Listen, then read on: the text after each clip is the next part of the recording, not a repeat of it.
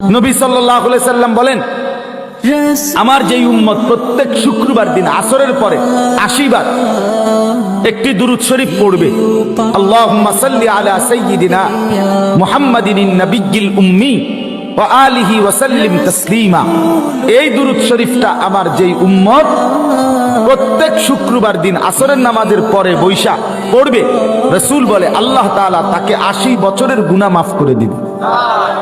এটা পড়বেন কোন দিন? এটা পড়বেন না, এটা পড়তেন না, এটা জিলাপি নাই, এটার লগে কি নাই? জিলাপি। এটার লগে খিচুড়ি নাই। এটা বলেন পড়বেন।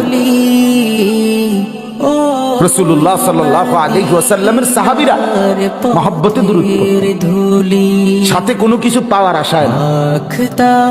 রাসূলুল্লাহর ভালোবাসা, নবীজির ভালোবাসা। অতএব ভেবে দেখেন বাপ, কথায় যদি একটু শক্ত হয়